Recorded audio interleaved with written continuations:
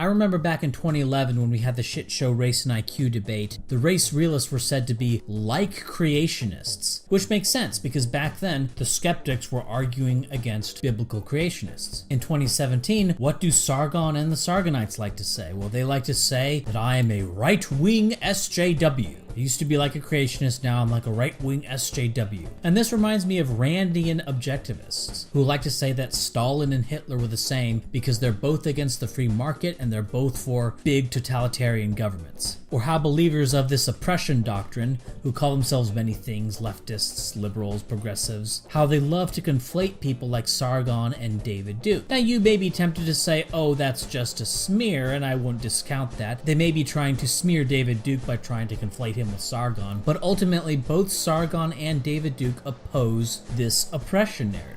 And while they may be cognizant that they're supposed to hate David Duke more than they hate Sargon, in practice, they probably hate Sargon more because Sargon's more effective. But they draw a parallel between Sargon and David Duke because they both disagree on what they find important, which is the oppression narrative.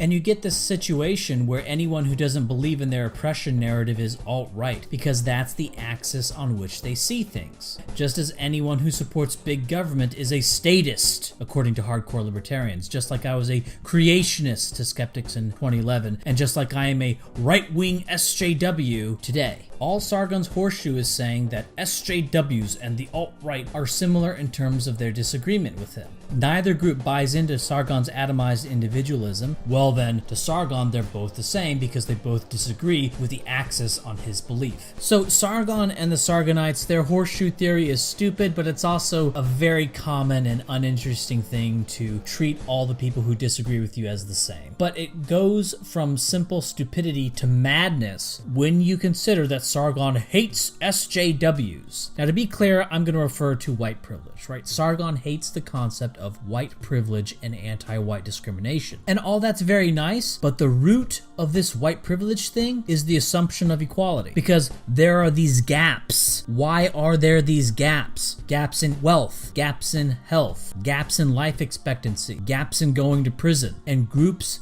care about these gaps. The groups care about the group gaps. Why are blacks earning less? Why are Hispanics going to prison more often? That's what Hispanics care about, not necessarily what their individual opportunities are. They're not thinking about individuals, they're thinking about their group. They care about their group and they care about the group collective inequality. If you assume genetic equality between all identifiable groups, well, then any gap between the groups is ipso facto believed to be a product of discrimination or some sort of circumstance. This is the root assumption of everything they say. All that stuff you say you hate Sargon, all that anti-white discrimination, the root assumption of all of this is genetic equality between these groups. If you want to say there's no white privilege, then why are there these gaps? I have an answer, Sargon. It's a genetic difference. But what is your answer? Skepticism. In the case of Kraut, we saw someone who hated the tree, but loved the root from which the tree sprang. He created his channel by attacking the tree, and then destroyed his channel by defending the root. That root. Equality of intelligence, equality of temperament, even equality of predisposition to political views. And given what the twin studies show about the heritability of political views in the United States, there's absolutely no reason to just assume, as if it was some given, that all the races are the same in their political predispositions. Which brings us to the last problem, that's the burden of proof. Now, we have nothing to prove. A great irony is that both the skeptics and the SJWs in practice agree to an underlying genetic equality between all identifiable groups. Call them races, call them whatever. Now,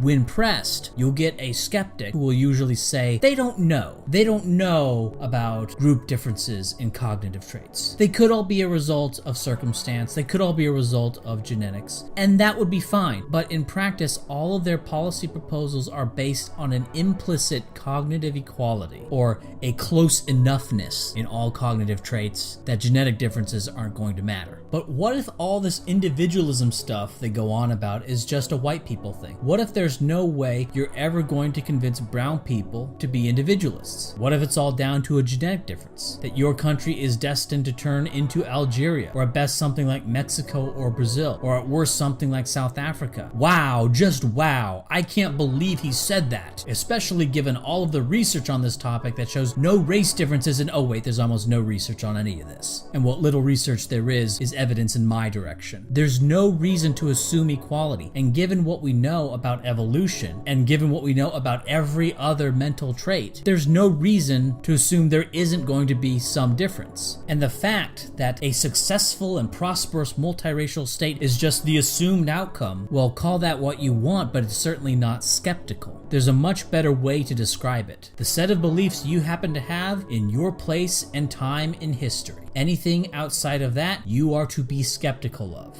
And that's what the skepticism is of.